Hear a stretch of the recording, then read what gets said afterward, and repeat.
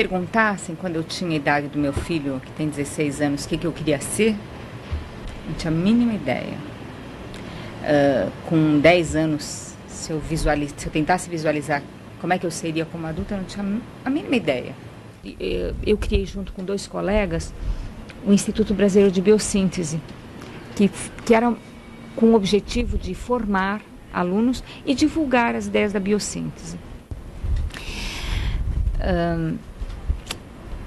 E foi isso que eu decidi fazer no início, né? Fui para a Espanha e lá vinham colegas da França e comecei a receber supervisão. Mas quando eu fui para a Espanha, as pessoas começaram a me convidar para mim trabalhar na Espanha, para mim ser terapeuta de alguns colegas. Depois em Portugal me pedindo para eu dar uma formação. Aí eu comecei a trabalhar também.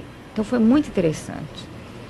Aí que eu comecei a trabalhar em Portugal, comecei a trabalhar na Espanha, comecei a trabalhar no Japão, em Israel, na República Tcheca e Eslovaca, né? De vez em quando na França, de vez em quando na Alemanha. E para mim, isso não significava algo narcísico.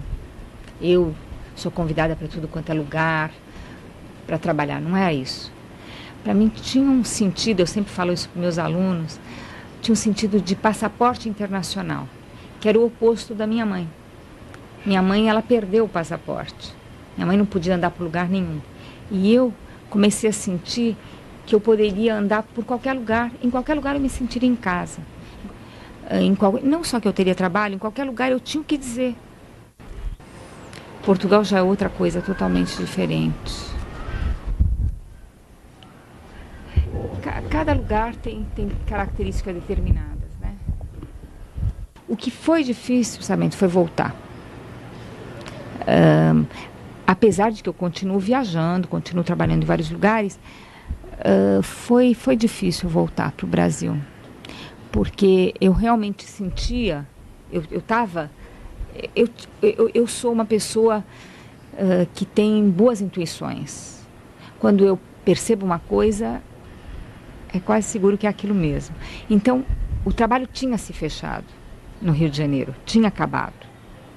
Se eu voltasse ao Brasil, eu teria que fazer algo totalmente novo. A vida se encarregou de fazer uma depuração, com a minha ajuda também, e eu acho que agora que eu vou começar a fazer alguma coisa nova. Parece que eu tenho que fazer alguma coisa nova, que eu ainda não sei te dizer. Olha, primeiro a gente tem que falar do perigo da dissociação entre enraizamento, grounding e espiritualidade. Porque a gente pode cair ou numa coisa ou na outra. Quando a gente fala em terapias mais baseadas no corpo, que não levam em conta a espiritualidade, a gente pode cair numa coisa extremamente material, só pensar no corpo físico, só pensar na reorganização postural, só pensar no embelezamento físico. Se a gente cair no outro extremo, que é o extremo da espiritualidade, a gente pode cair no fenômeno do guru, que é agora negar o corpo e ir por um caminho espiritual. A proposta da biossíntese, a minha proposta, é uma proposta bioespiritual, né?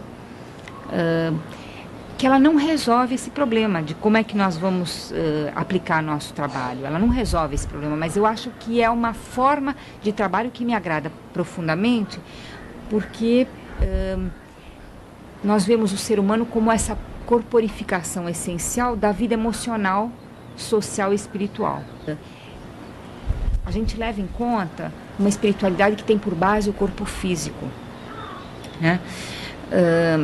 Por um lado, a gente trabalha com correntes energéticas, com a carga energética, com o corpo, e por outro lado, a gente leva em conta o nível mais sutil, onde acontece o contato com a essência ou com a alma, né?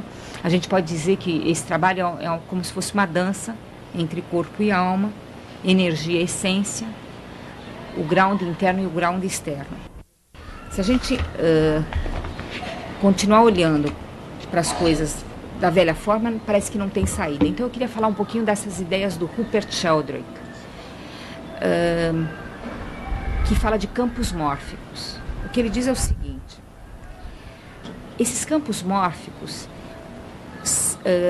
como conhecidos campos da física, são regiões não materiais de influência que se estendem no tempo e continuam através do tempo.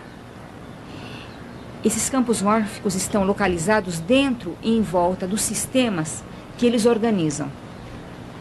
Quando um sistema particular organizado para de existir, por exemplo, um átomo que explode, um floco de neve que derrete, um animal que morre, o seu campo organizacional desaparece, o campo físico, né?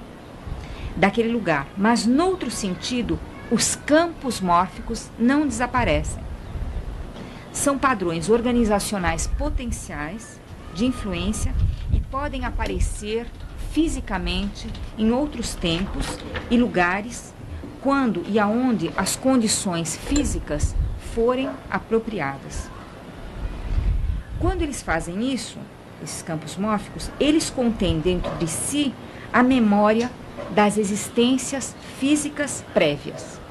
O que eu estou falando para você, eu estou trazendo um elemento super importante da gente entender cientificamente algo que a gente atribui ao nível espiritual, tá?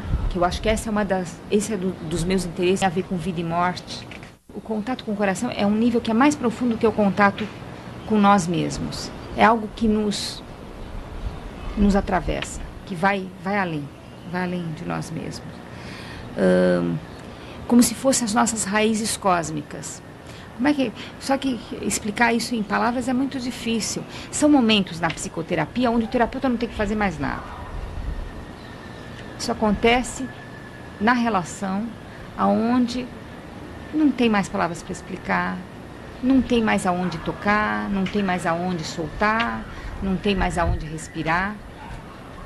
Mas através desse contato humano profundo, a cura acontece. E essa cura se passa nesse nível que é mais transsomático, que vai além do somático.